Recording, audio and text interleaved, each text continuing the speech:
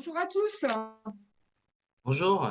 Bonjour à tous et bienvenue dans ce second live qui est consacré aux nouvelles technologies et en particulier à la cybercriminalité sur le continent. Alors évidemment, on parle très souvent de ce phénomène qui prend de l'ampleur, d'une part parce que les attaques se multiplient et qu'elles sont de plus en plus sophistiquées.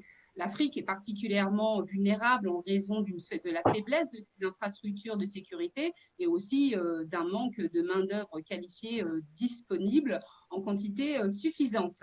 Donc, face à la cybercriminalité, pourtant, chacun essaye de s'organiser et d'investir un maximum de plus en plus sur ce champ d'activité. Alors, pour en parler aujourd'hui, j'ai la chance d'accueillir un panel extrêmement prestigieux. D'abord, Monsieur Lassina Koné. Merci, Monsieur Koné, d'avoir accepté cette invitation. Je sais que vous êtes particulièrement pris, donc merci beaucoup. Vous êtes à la tête de Smart Africa, qui est une initiative lancée déjà il y a quelques années, puisque c'était en 2013, et dont l'objectif est d'accélérer la digitalisation du continent. Merci d'être là, Monsieur Koné. J'accueille également Monsieur Alain Juillet. Bonjour, Monsieur Juillet. Alors, vous êtes très, très connu en France, puisque vous êtes un expert en intelligence économique, vous êtes consultant international, mais vous êtes aussi l'ancien patron des renseignements généraux en France. Merci beaucoup d'être là. Et enfin, j'accueille Aweya Mohamed. Bonjour Aweya. Bonjour. Alors, Aweya est également très connue en France puisqu'elle est cofondatrice d'un salon qui s'appelle Afrobytes et qui se tient chaque année et qui réunit à Paris tous les champions de la tech. C'est une marketplace, Marie-France. Voilà, une marketplace, pardon, Aweya.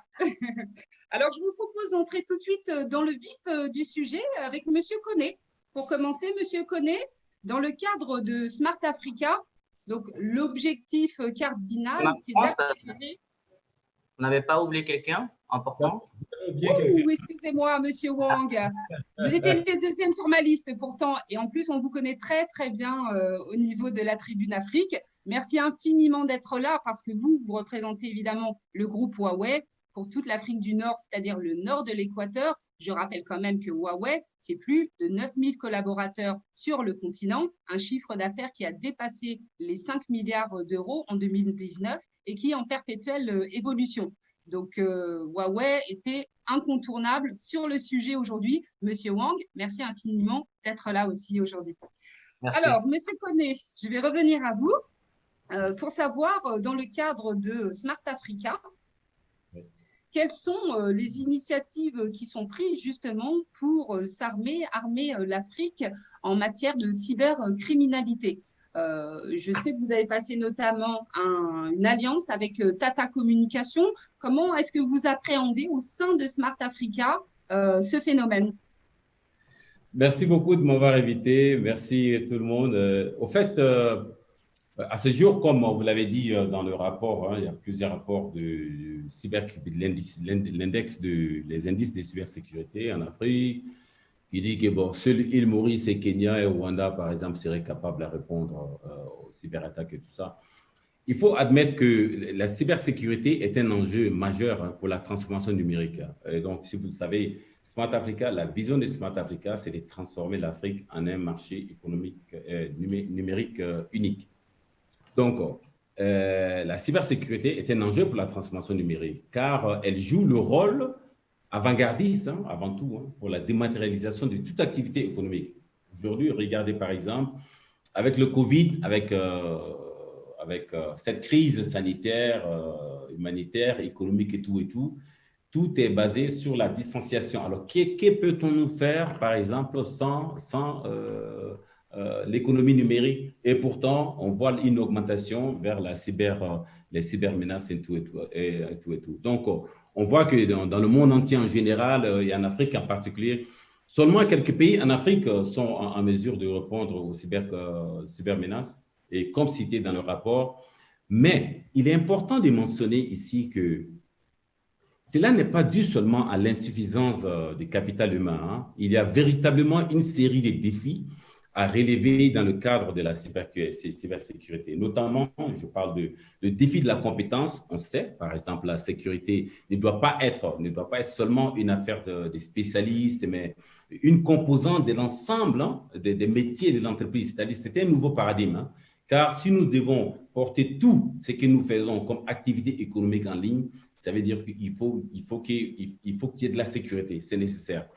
Donc, pour répondre aux défis de la cybercriminalité, il faut d'abord répondre à celui de la formation et la sensibilisation et des ressources humaines suffisantes, compétentes et sensibiliser aussi en matière de sécurité est le premier défi de l'Afrique qu'on devrait relever. Donc, ça, c'est la première des choses. La deuxième des choses, c'est le défi institutionnel.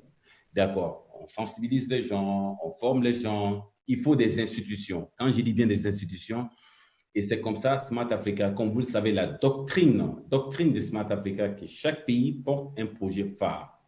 Les 30 pays, chaque pays porte un projet phare. Le projet phare de la Côte d'Ivoire, c'est cybersécurité. Qu'est-ce que la Côte d'Ivoire doit faire? Ils doivent nous amener les notes conceptuelles, le blueprint qu'on appelle le schéma directeur et faire un projet pilote. Et maintenant, à l'échelle des 30 pays ou alors des 55 pays, on avance. Mais qu'est-ce que nous attendons exactement quand nous disons l'écosystème de cybersécurité? C'est-à-dire qu'on doit concevoir que chaque pays doit avoir un CICERT. Un CICERT, c'est un centre d'emergency response quand il y a des menaces de cyber. Ça fait non seulement ça sur le plan national, mais sectoriel, il doit y avoir des CERT, finances, certes bancaires, certes télécoms, les infrastructures critiques de l'État doivent être aussi protégées. Donc, il faut toute une loi, toute une agence qui gère tout cela. Et puis aussi, porter, c'est-à-dire rendre, how they call this, accountability, rendre les entreprises comptables à la fin de chaque année en faisant un audit sécuritaire, comme on le fait audit financier, pour montrer vraiment, parce que quand tu vois que un pays arrive à attirer les investisseurs, c'est parce que le pays est sécurisé. Mais il y a beaucoup de rapports, on ne peut pas en parler dans le public. Il y a beaucoup de banques aujourd'hui en Côte d'Ivoire, pas en Côte d'Ivoire, en Afrique en général, et qui sont très, très vulnérables. Donc, Smart Africa, nous avons mis ensemble un groupe de travail qui travaille sur la cybersécurité, qui est le champion de la Côte d'Ivoire et lead ça avec Smart Africa pour sortir les concept notes, ensuite le schéma directeur, ensuite faire un projet pilote et puis avant d'avancer au niveau de l'échelle continentale. D'accord, très bien. Merci beaucoup. Alors, quand vous disiez que les entreprises sont particulièrement vulnérables, effectivement, il n'y a pas si longtemps que ça, j'ai échangé avec le directeur de l'Agence nationale des sécurités des systèmes d'information du Bénin, qui est une nouvelle entité, qui me disait qu'il existait aujourd'hui deux sortes d'entreprises, celles qui étaient piratées et se savaient piratées et celles qui l'ignoraient encore. En gros, aujourd'hui, il faut entre 6 et 7 mois pour découvrir et déceler un piratage. Donc, c'est vrai que la situation est quand même assez… ça nous interroge en tout cas. Je vais passer à Monsieur Wang. Tout de suite, je vais vous passer la parole. J'aimerais bien vous voir réagir justement et que vous nous présentiez les investissements qui sont réalisés par le groupe Huawei en matière de cybersécurité à ce jour, Monsieur Wang. D'accord, merci. Merci d'avoir m'invité pour ce forum. Je pense que Huawei, nous sommes un des principaux acteurs dans le secteur télécommunication en Afrique. Donc, nous avons une responsabilité naturelle portée dans ce secteur. Et puis, avant de parler de l'Afrique, j'aimerais bien vous présenter brièvement notre politique globale. Voilà. D'un point de vue global, Huawei s'engage pour mettre en place complète d'un système mondial d'assurance de la cybersécurité, soit une des stratégies cruciales de notre entreprise. Notre entreprise travaille en collaboration avec les gouvernements, les clients et les partenaires d'une manière ouverte et transparente pour relever les défis de la cybersécurité. Nous coopérons pleinement avec eux pour maintenir des opérations de réseau stable, fiables et sécurisées dans toutes les situations telles que catastrophes naturelles, les conflits et les cyberattaques. Notre groupe détient plus de 270 certificats de sécurité des produits et certifications de systèmes de gestion de la sécurité aussi dans le monde. Nous avons aussi été le premier opérateur à obtenir plusieurs certificats de cybersécurité pour les réseaux sans fil 4G et 5G. En clair, la cybersécurité et la protection de la vie privée sont les priorités absolues de notre groupe. Alors justement, Monsieur Wang, je vais vous faire réagir tout de suite vu que vous en parlez maintenant. C'est vrai qu'il y a énormément de débats sur le développement des caméras avec de surveillance avec reconnaissance faciale qui inquiète énormément les populations. Bon, comment est-ce que vous recevez ça? Qu'est-ce que vous répondez à ces inquiétudes, Monsieur Wang? Oui, d'accord. Bon, tout d'abord, il faut que ça soit clair. C'est un point très sensible. Mais Huawei est très sensible à l'enjeu de la protection des données à caractère personnel. C'est un enjeu important. J'aimerais bien tirer votre attention sur ce point. Nous avons fait ultime priorité et maintenons un bilan irréprochable au niveau de la cybersécurité. Notre groupe n'a jamais eu et aurait jamais accès secrètement au réseau de télécommunications. Nous n'avons pas la possibilité et notre groupe, avant tout, c'est un fournisseur d'équipements et des solutions ICT. En tant qu'une entreprise, on s'aligne sur tous les standards nationaux et internationaux en obtenant les certificats qui prouvent que toutes les normes sont respectées. Les données n'appartiennent qu'au gouvernement qui en sont les propriétaires. Notre niveau d'exigence en matière de sécurité est inégalé sur notre secteur. Nous sommes très favorables aux initiatives telles que RGBT et nous avons même proposé des accords de non-espionnage et non-porte dérobée au gouvernement pour illustrer tous les points. Voilà. Et concrètement, nous avons assuré que nos produits soient conformes aux lois et plus strictes en termes de sécurité et des données et des réseaux, et que les produits livrés correspondent à toutes les spécificités réglementaires. C'est pas que pour nous. Hein. Lorsque nos clients ont besoin de faire intervenir un sous-traitant dans notre système commun, nous menons des outils afin de nous assurer que ceux-ci disposent des standards suffisants en termes de cybersécurité. Donc, l'assurance est bout à bout. Voilà. Il est impossible d'accès au réseau des clients sans leur autorisation. Il faut que ça soit extrêmement clair. Au cours des 30 dernières années, notre groupe a servi plus de 3 milliards de personnes dans le monde entier et soutenant le fonctionnement stable plus de 1500 réseaux d'opérateurs dans plus de 170 000 pays.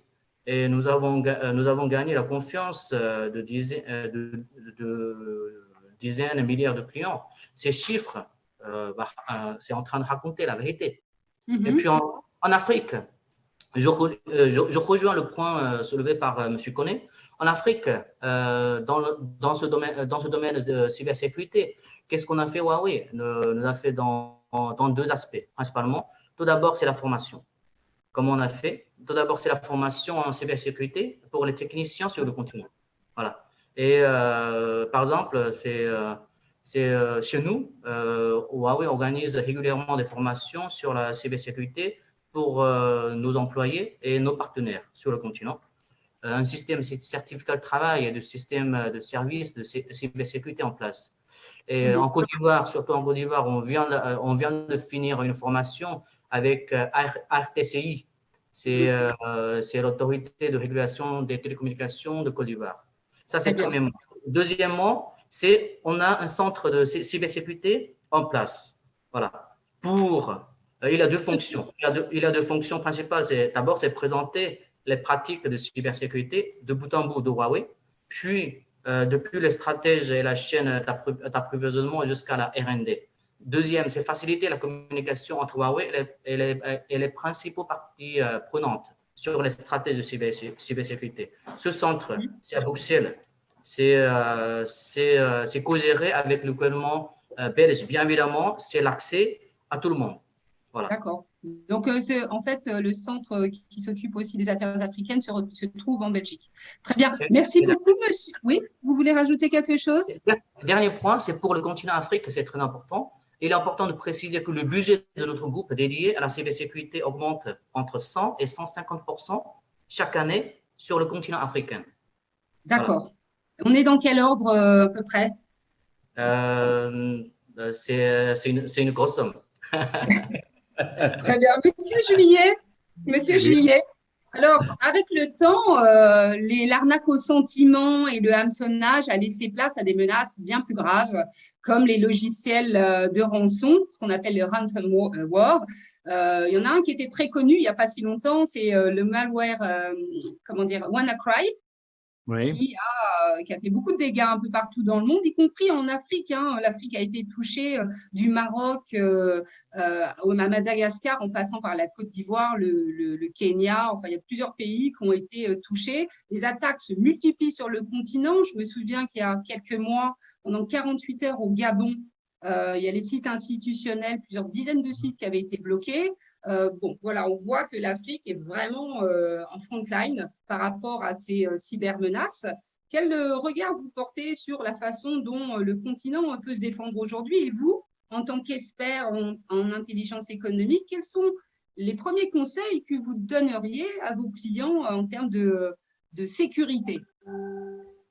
D'abord, bonjour à tous, puis merci de m'avoir invité, parce que ça va me permettre justement de répondre à vos questions. D'abord, je pense qu'il ne faut pas voir l'Afrique comme une unité sur le plan numérique, d'ailleurs comme sur le plan économique. Il y a des pays qui sont plus ou moins la cible d'attaques, plus que d'autres. Il y a aussi des entreprises qui sont plus que d'autres la cible d'attaques, parce qu'elles attirent l'attention pour une raison ou pour une autre, ou parce qu'il y a un intérêt réel pour aller les déstabiliser. Donc, je crois qu'il faut toujours faire attention et bien se dire que ce qui est bon dans un endroit d'Afrique, un pays, une zone, une entreprise, n'est pas forcément bon à côté. À l'heure actuelle, et je vous dirais la même chose si je vous parlais d'Europe ou je vous parlais d'autres zones. Je crois que le premier problème d'abord, malgré le développement que vous évoquez, tous les malwares qui arrivent de partout, toutes les attaques qui se font, c'est qu'il faut d'abord commencer par sensibiliser et informer tous les utilisateurs. Moi, je suis frappé à tous les niveaux, de l'État, des administrations, aux entreprises, aux particuliers. Je suis frappé de voir combien souvent les fautes, les failles, si vous voulez, ne sont pas des failles techniques, mais ce sont des fautes des utilisateurs parce qu'ils ne sont pas assez sensibilisés, ils ne font pas assez attention, ils n'ont pas été formés. Donc, je crois que ça, c'est là le premier aspect. Il faut admettre que nous sommes en train de rentrer dans un monde extraordinaire avec le numérique, qui, à mon avis, pour l'Afrique, est une opportunité fantastique, parce que ça permet de gagner du temps par rapport à toute une série d'étapes que d'autres ont dû franchir. Donc, c'est formidable. Mais la contrepartie, c'est attention, il faut bien maîtriser, il faut comprendre comment ça marche et il faut le maîtriser. Et alors, le système de sécurité, je reprends un peu ce qui a été dit avant moi, ça doit être un système de sécurité qui est adapté à l'entreprise, à l'État, à l'administration concernée, parce que, comme je vous le disais, chaque fois, c'est différent. Et quand je dis adaptation, ça veut dire, et ce n'est pas évident, parce que ce n'est pas ce qui se passe en général, c'est qu'il faut faire une définition des besoins, c'est-à-dire de dire, moi, dans mon entreprise, avec ma problématique, avec les risques que j'encours, il faut les identifier, à ce moment-là, il faut que je définisse quels sont mes besoins et à partir des besoins, quels sont les matériels que je dois utiliser. Tout à l'heure, la personne de Huawei disait on met ci, on met ça, et oui, mais dans tout le panel qu'ils offrent comme leurs concurrents, il faut ensuite savoir faire des choix et se dire ça c'est important pour moi, ça c'est pas important du tout, ça il faut que je l'ai, ça c'est pas la peine et ainsi de suite.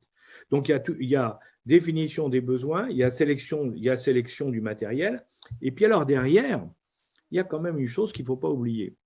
C'est là-dessus que je vais conclure, c'est qu'on a tendance en général, chaque fois qu'on est dans ces mécaniques, dans ces systèmes, on a tendance à oublier que ce n'est pas les outils, ce n'est pas leur mise en place qui sont importantes, c'est la permanence du contrôle. C'est-à-dire qu'il faut qu'en permanence, ça fonctionne et ça fonctionne bien. Et quand il y a des pépins, parce que c'est inévitable, soyons clairs, il n'y a pas d'exemple de système d'administration d'entreprise qui n'ait pas été attaqué, vous le rappeliez tout à l'heure, où ils ne le savent pas, où ils ont déjà été attaqués, mais dans tous les cas de figure, il y a des choses qui se sont passées chez eux.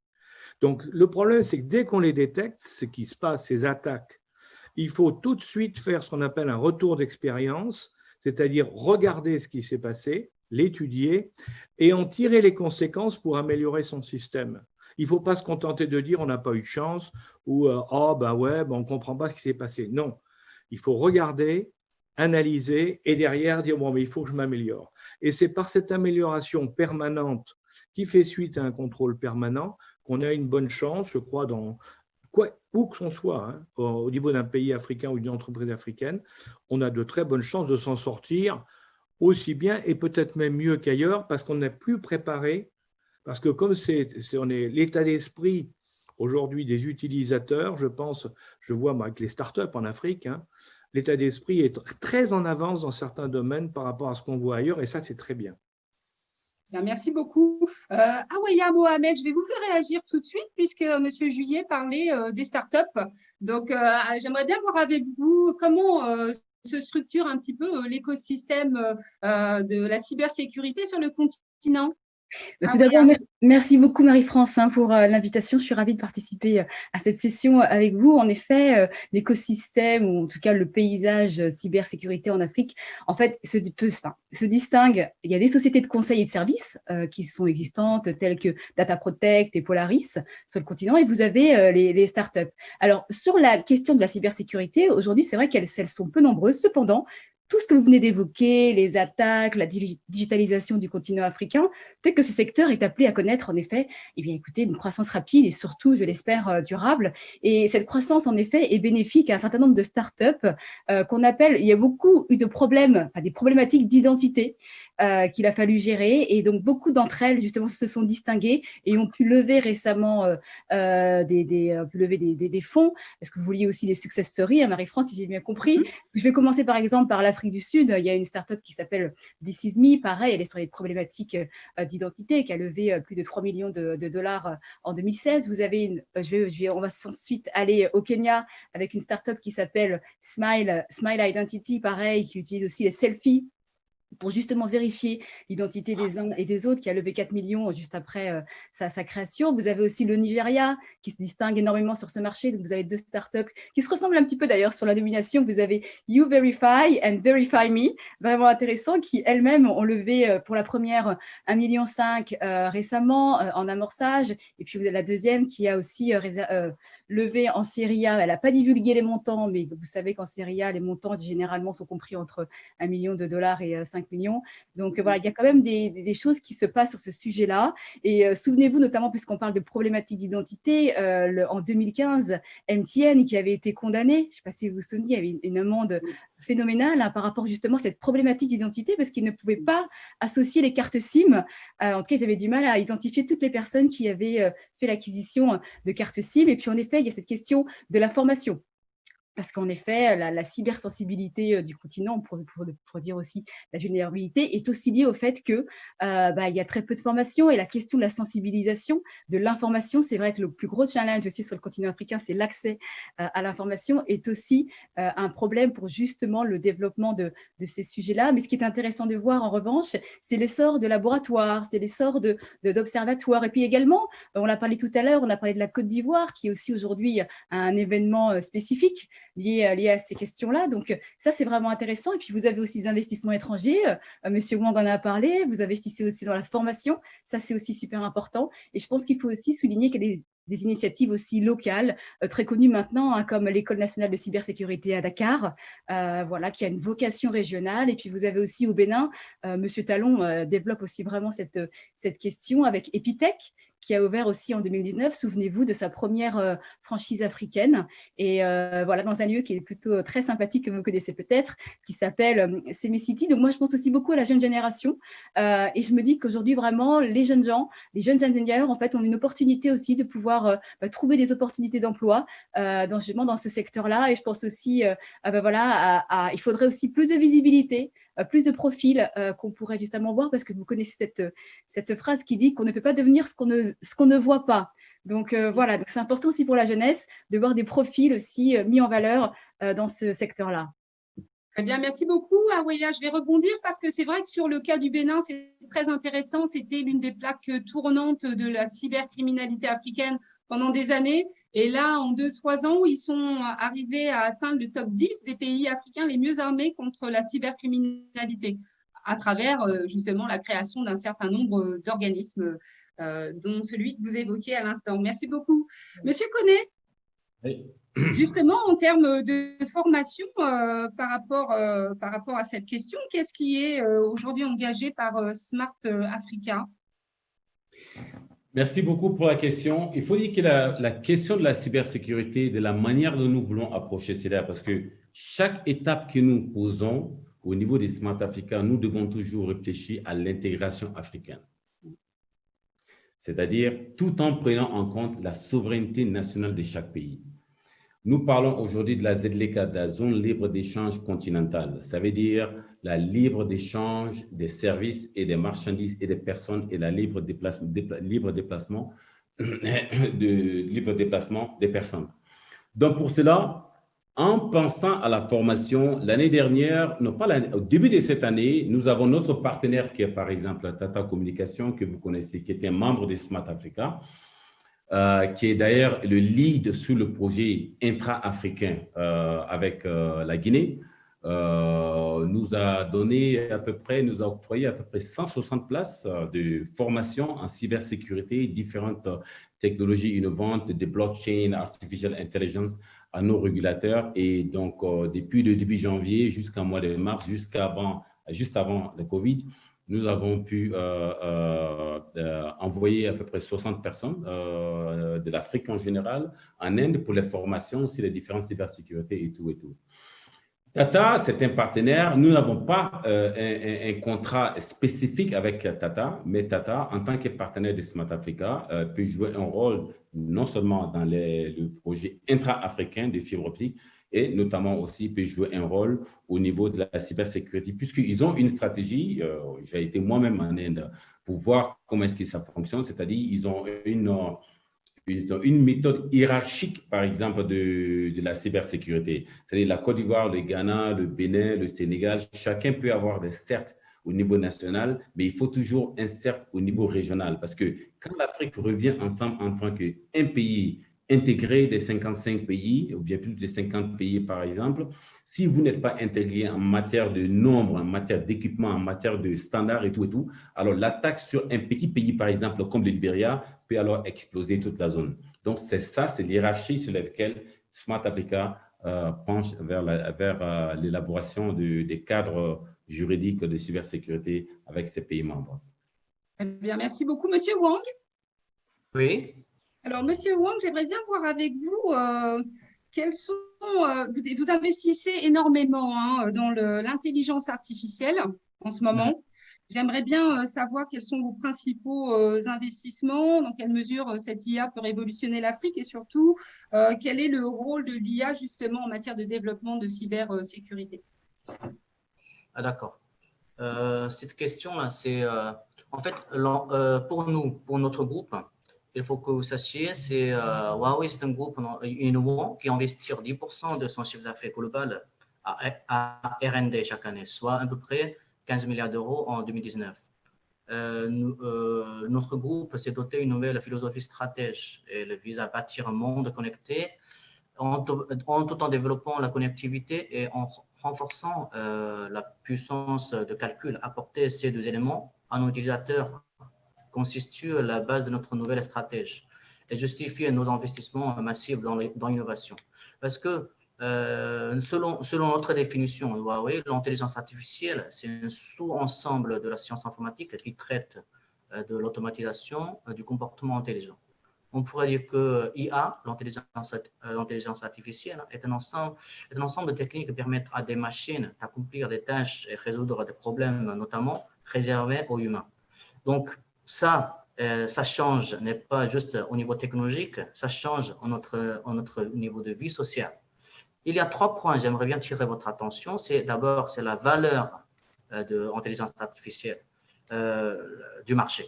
C'est selon PwC, cette technologie ajoutera 15 000 milliards de dollars USD au PIB mondial d'ici 2030. Donc, l'importance de cette technologie, ça pèse sur le plan économique. Donc, il faut que notre continent Afrique qui occupe une place importante. Deuxième, c'est le développement de IA dans ce marché. C'est une grande importance doit être accordée à l'éducation de base pour faciliter la croissance des leaders en vue des futures percées technologiques. C'est une opportunité vermeilleuse pour notre continent. Et ça aussi, il faut qu'on y réfléchisse comment on peut occuper une place importante stratégique. Et troisièmement, c'est employabilité de l'intelligence artificielle. En réalité, par exemple, on a toujours peur en utilisant cette technologie. Peut-être ça va occuper plus de place par la machine au lieu d'utiliser des humains. Mais en réalité, par exemple, à l'époque, les ordinateurs ont créé 20 millions de nouveaux emplois aux États-Unis, tout en remplaçant juste 3,5 millions d'anciens. Et selon McKinsey, à peu près 9 millions de nouveaux employés seront créés à l'avenir grâce à IA, tandis que l'automatisation remplacera 4 millions d'anciens emplois et plus de 14 de la main-d'œuvre mondiale. C'est à peu près équivalent 375 millions de personnes devraient passer à de nouveaux emplois. L'IA pourrait créer autant d'emplois qu'elle supprimera, donc il est nécessaire d'ici d'adapter. Donc c'est pour nous, donc c'est l'importance, l'enjeu sont là. Et Huawei, notre objectif et notre vision est d'apporter aux entreprises et aux développeurs les moyens d'agir grâce à nos solutions complètes. Un scénario unique et tout en un, Huawei vise à rendre les capacités de IA aussi accessibles et omniprésentes que les services publics. Voilà. C'est notre idée principale. Voilà. En Afrique, comme dans le reste du monde, nous investissons 1,5 milliard US$ au cours de 5 prochaines années pour soutenir la recherche technologique et des universités et des particuliers, les startups et des partenaires. Dont le but, c'est de former 5 millions de développeurs dans le monde. C'est quand même assez ambitieux. Donc, nous visons beaucoup, une grande part de développeurs africains qui va nous rejoindre. Très bien, merci beaucoup, Monsieur Wang. Monsieur Juillet, je vais revenir à vous et là, cette fois-ci, je vais m'adresser à l'ancien patron des renseignements. J'aimerais bien qu'on évoque assez rapidement ce qui s'est passé pendant les printemps arabes. Les renseignements ont été complètement dépassés, en fait, pendant cette période-là. On a bien vu la déconnexion des services de renseignement avec la réalité des menaces numériques. Donc, qu'est-ce que les printemps arabes ont changé dans la manière pour les renseignements d'appréhender l'impact du numérique, des réseaux sociaux, la prise au sérieux de la polarisation des algorithmes de Facebook, etc. Je crois que d'abord, c'est une question très intéressante, mais qui n'a pas impacté simplement le monde arabe ou l'Afrique. C'est un problème qui a été étudié ensuite par le monde entier. Pourquoi? Parce qu'en définitive, dans le printemps arabe, ce qu'il y a eu en dehors des aspects politiques de la chose, mais il y a eu un phénomène très intéressant et unique, c'est la première fois que ça se produisait, c'est l'utilisation par les organisations qui manifestaient de réseaux sociaux en utilisant des possibilités des réseaux sociaux qui faisaient que grâce à leur utilisation, on évitait les contrôles de la police. Par exemple, avec un logiciel spécial qui avait été mis au point par Twitter, eh bien, les manifestants en Égypte pouvaient dialoguer entre eux sans que la police puisse le savoir. Donc, c'est considérable, si vous voulez. Quand la police ne voit plus rien parce qu'elle n'arrive pas à savoir ce qui se passe, ben évidemment, ça donne un avantage sérieux de l'autre côté. Et on a eu ça dans tous les printemps arabes parce qu'on a vu les réseaux sociaux, des applications particulières des réseaux sociaux qui ont permis justement de pouvoir réaliser ces mouvements de foule, ces opérations, ces manifestations avec, je dirais, la méconnaissance totale en face de la police qui ne savait pas ce qui se passait. Alors, bien sûr, tout ça, ensuite, ça a permis à tout le monde d'y réfléchir, parce que tout le monde s'est dit, mais attends, on ne peut pas continuer comme ça. Donc, d'un côté, tout le monde a essayé de trouver des moyens pour suivre les informations sur les réseaux sociaux, mais comme vous savez, c'est de plus en plus difficile parce qu'il y a maintenant des réseaux cryptés, donc ça complique de tous les côtés, ça se complique, et puis il y en a beaucoup. Donc ça a été une première étape. La deuxième, c'est qu'on a compris que dans ces histoires-là, il fallait savoir utiliser ceux qui savaient manipuler tout ça, c'est-à-dire les hackers. Donc, on a vu depuis cette époque, on a vu deux types de hackers se développer dans le monde. Les hackers traditionnels, les mauvais, je dirais, qui sont là pour faire de l'argent, attaquer, tout ce que vous voudrez. Et puis des hackers gentils ou bons, peu importe comment on les appelle, qui, eux, vont aider les États ou les entreprises en leur donnant des informations utiles. Par exemple, des hackers qui vont, par exemple, chercher les failles dans les programmes et qui, au lieu de vendre les failles à des criminels pour vous attaquer, eh bien, ils vont donner les failles à l'État ou aux entreprises pour qu'elles puissent se défendre. Donc, aujourd'hui, on a un combat permanent entre les hackers, je voulais, qui aident les entreprises et l'État, et les hackers qui sont de l'autre côté, qui font ça pour gagner de l'argent, pour exercer des pressions ou autre. Donc ça, c'est quelque chose, on ne s'en rend pas compte, mais c'est quelque chose, une véritable guerre numérique qui se passe entre ceux qui défendent et ceux qui attaquent. Alors, on parle toujours des logiciels, des entreprises, des startups et autres, mais il ne faut pas oublier ce rôle des hackers qui sont un peu des éléments avancés qui vont nous aider parce que eux, ils sont capables de détecter des choses avant les autres. On le voit aussi sur le Darknet, par exemple, dans l'histoire du Darknet, on commence maintenant à pouvoir aller chercher dans le Darknet et voir ce qui s'y passe, et on découvre les montages que font certains, alors qu'il y a simplement 4-5 ans, c'était absolument impossible. Alors, je me souviens, il n'y a pas encore si longtemps que ça, il y avait des hackers qui avaient découvert des failles de sécurité au sein de grandes entreprises, qui ont alerté ces grandes entreprises et qui se sont retrouvés avec un procès sur le dos. Est-ce que la situation a changé? Comment Oui. Est-ce que les hackers… Oui, tout à fait, vous avez raison. Allez, au départ, tout ça, c'était une découverte. Donc, quand quelqu'un de bonne foi venait voir une entreprise en disant « j'ai trouvé une faille », on disait « c'est pas normal qu'ils viennent nous voir comme ça », donc ou il va nous demander quelque chose, ou il y a quelque chose derrière. Bon, depuis, on a appris.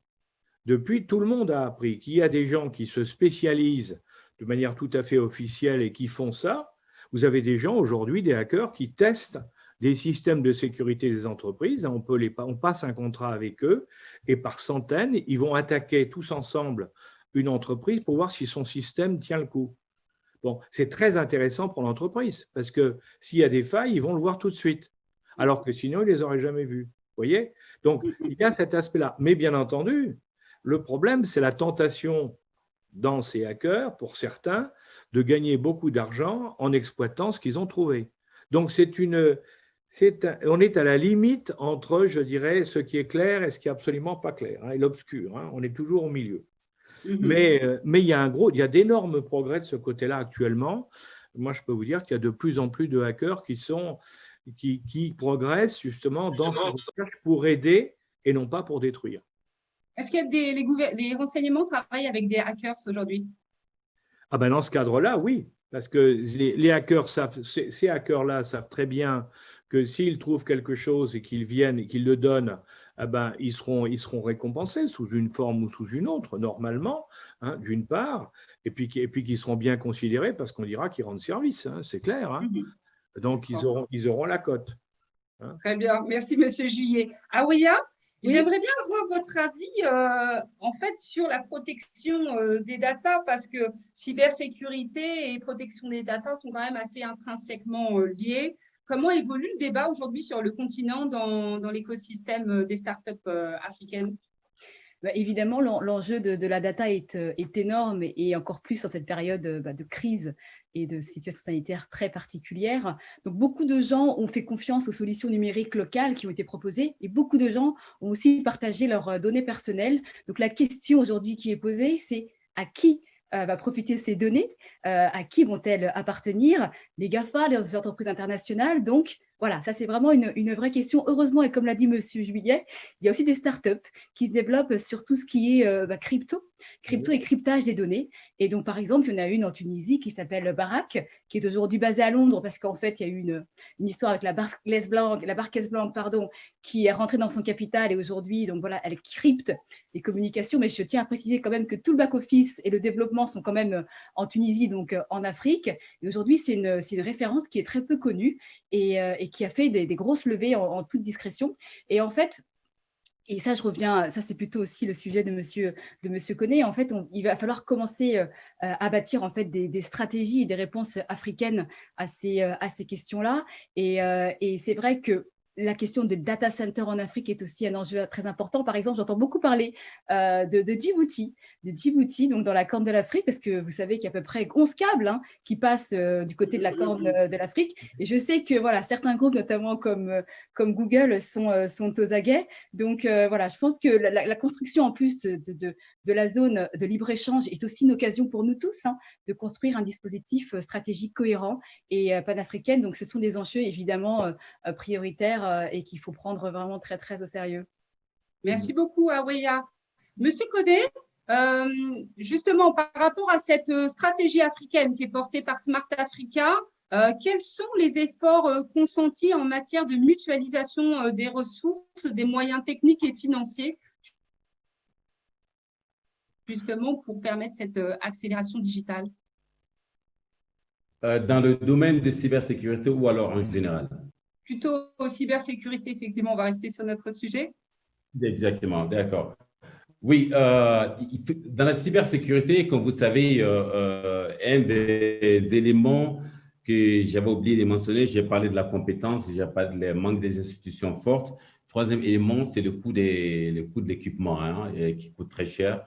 Alors, par tradition, Smart Africa, nous mutualisons, c'est-à-dire nous partageons les meilleures pratiques entre nous et pour pouvoir mutualiser l'intégration africaine, surtout dans le secteur de cybersécurité. Donc, mais pour mutualiser en ce moment, parce que la cybersécurité, traiter un pays en tant que pays, ça ne suffit pas. Quand on va commencer à aller vers l'intégration de la zone de CEDEAO, de la zone de SADC, de la zone de EAC, il va falloir avoir une architecture distribuée, mais au même moment, toutes ces régions-là doivent être connectées de telle sorte que quand il y a cybermenace sur un pays et que tous les pays sont déjà informés. C'est comme ça la communauté de la cybersécurité travaille. Vous allez voir qu'au niveau de l'Europe, par exemple, l'Europe, il s'est vu en tant que la France, l'Angleterre, l'Allemagne, machin, tout et tout. Mais dans l'ensemble, il y a toujours quelque chose qui s'apporte en quelque de tel. Ah, nous avons perdu Monsieur Koné. On ne vous entend plus, Monsieur Koné. Alors, voilà, c'est bon. Je pensais que c'était les hackers, donc. Non, c'est bon, on vous a retrouvé.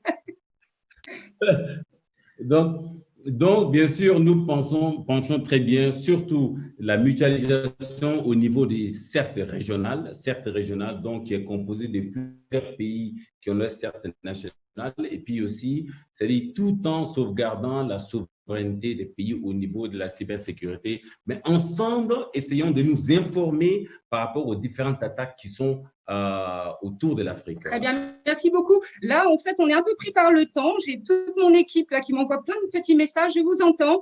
J'aimerais quand même avoir deux dernières interventions. Monsieur Juillet, je reviens à vous rapidement. J'aimerais aussi avoir un mot d'Aïwa Mohamed et Monsieur Wang pour conclure.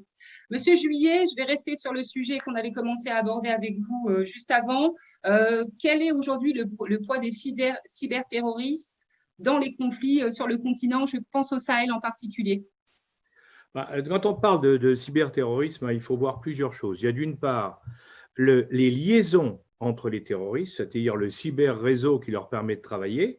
Et ça, c'est très important parce que là, il y a d'énormes développements qui se font aujourd'hui avec l'utilisation de tous les moyens les plus performants du numérique dans tous les domaines.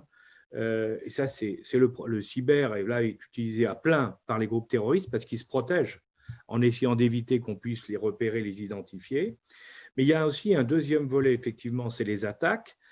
attaques qui sont pour… Alors, soit c'est pour récupérer des informations, soit c'est pour empêcher les autorités ou d'autres de voir clair sur ce qui se passe. Donc, la neutralisation, si vous voulez, d'une zone ou d'un secteur d'activité, hein, c'est le deuxième élément. Donc, il y a donc et puis le troisième, c'est l'attaque proprement dite, où on va déstabiliser carrément une entreprise ou un État ou un service de l'État. Dans ce domaine-là, jusqu'à aujourd'hui, c'est pour le moment en tout cas, ni au Sahel, ni de l'autre côté vers la Somalie, pour le moment, ça ne marche pas très bien. Heureusement, hein, mais par contre, alors sur l'utilisation du support cyber, si vous voulez, pour dialoguer et travailler entre eux, les terroristes sont très efficaces, il faut bien le dire. Hein. Et en ce qui concerne le deuxième volet, qui est d'essayer de gêner l'adversaire, hein, alors là, oui, on voit effectivement des manipulations, des actions d'influence, des opérations non seulement sur les réseaux sociaux, mais par tous les moyens possibles, toujours dans le cyber. Et il faut bien le dire, dans certains cas, ça marche. Très bien, merci beaucoup. Aïwa, j'aimerais bien avoir un dernier mot, parce que bon, malheureusement, le temps passe trop vite. Plutôt raccordé à l'actualité, hein, post-Covid, qu'est-ce que ça a révélé justement en termes de failles à Ouéa? En fait, je pense qu'on était tous dans la même situation, un peu binaire, un start-up, pas start-up, entreprise, PME, ETI. C'était soit on était digitalisé, soit on ne l'était pas. Et donc, en fait, voilà, c'est pour parler d'écueil. Je pense que ce n'était pas véritablement spécifique, hein, aux startups. Moi, je voulais juste revenir sur sur les aspects plutôt positifs de cette crise sanitaire, notamment pour les startups. Ça a été aussi pour beaucoup un moment d'opportunité, car ça a permis à de nombreuses startups, par exemple, de montrer en quelque sorte de quoi elles étaient capables et surtout de rentrer en contact avec un certain nombre de gouvernements, de leur proposer leurs solutions. Et beaucoup de collaborations, en effet, se sont créées. Il y a eu un rapprochement, alors que souvent, il y a pas mal de défiance aussi entre start-up, gouvernement, on ne se comprend pas très bien. Là, ça a permis de sceller et de nouer vraiment des relations entre deux entités qui se parlaient peut-être pas assez. Et je me souviens notamment d'une interview d'un membre du gouvernement algérien qui a parlé de ça, justement, et qui disait qu'un vrai rapprochement s'était opéré et que, justement, aujourd'hui, ils allaient poursuivre leur conversation et qu'ils allaient justement renforcer cette collaboration start-up, gouvernement dans le bien public. Et puis voilà, les questions de la santé, les questions de l'EdTech, voilà, ont été aussi des questions très importantes pour le continent. Et donc voilà, je pense que c'était important aussi, comme tout le monde aussi, de revenir sur le local.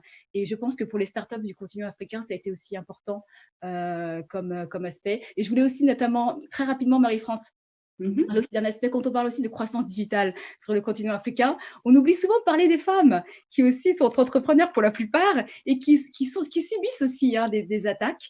Voilà, et donc elles sont confrontées quotidiennement à des cyber-intimidations, à du harcèlement, et puis elles veulent aussi protéger leurs enfants, voilà, des attaques et d'informations aussi un petit peu… Ce sera l'objet d'un autre sujet, une autre émission à laquelle vous serez invité avec grand plaisir. En tout cas, le mot de la fin pour Monsieur Wang. Monsieur Wang, vous êtes avec nous. Oui, alors je vais vous faire réagir aussi par rapport à l'actualité. Dans quelle mesure, justement, cette pandémie peut-elle accompagner un certain nombre d'avancées technologiques, pourquoi pas dans le domaine de la cybersécurité? Rapidement, je vous écoute, Monsieur Wang. C'est juste quelques points. Cette crise, comme le savons, va permettre au continent africain d'accélérer sa transformation digitale. En tant que partenaire, nous sommes là pour accompagner les populations dans cette transformation. Et nous avons connu une croissance importante de la consommation de data en continent. En moyenne, c'est 30%. Dans certains pays, c'est plus de 63% dans certains pays. Et puis, un côté, c'est le développement de l'économie. L'autre côté, c'est la menace de sécurité. Développement de l'économie, on a reçu beaucoup plus de demandes, par exemple, dans certains secteurs comme e-santé. Et l'intelligence artificielle qu'on a mis en place pour une CCHU au Maroc, qui permet d'accélérer le diagnostic des maladies 10 fois plus vite que l'ancienne procédure. Mais derrière, c'est comment on va assurer la cybersécurité et les données personnelles. Donc, je ne vais pas développer trop de choses, mais c'est très important. Il faut qu'on sache, notre société digitale, il n'y a pas de frontières, il n'y a pas de limites, il n'y a pas de frontières physiques. Donc, il faut qu'on adapte toujours des moyens très innovants. Donc, c'est basé sur deux points. D'abord, c'est collaboration. Collaboration, c'est la fondation de la sécurité. Deuxièmement, c'est innovation. Innovation, c'est le meilleur moyen de se défendre. Voilà. Donc, toujours, il faut qu'on s'adapte à ces deux doctrines. Et pour une formation digitale forte sur le continent, il faut une forte inclusion politique. Voilà. Il faut libérer le potentiel numérique en Afrique tout en respectant la cybersécurité. De toute façon, nos technologies et les solutions sont prêtes pour le faire. Donc, voilà. Ça, j'aimerais bien passer le message. Très bien. Bah, écoutez, je pense que le message est passé. On est très, très suivis sur les réseaux sociaux. Merci infiniment à tous. Voilà, le temps qui nous était imparti est déjà écoulé. Je vous remercie infiniment. Monsieur Koné, merci beaucoup depuis le Rwanda où vous nous écoutez. Monsieur Juillet, merci infiniment. Je sais que vous êtes extrêmement occupé. Aweya, c'est toujours un grand plaisir. Monsieur Wang, bah, encore une fois, mille merci pour cette participation. Donc, on vous laisse à suivre un entretien exclusif avec le directeur général de l'Agence marocaine de développement des investissements et des exportations, Monsieur Hicham Boudra. Voilà, je vous dis à très vite, à très bientôt. Merci à tous.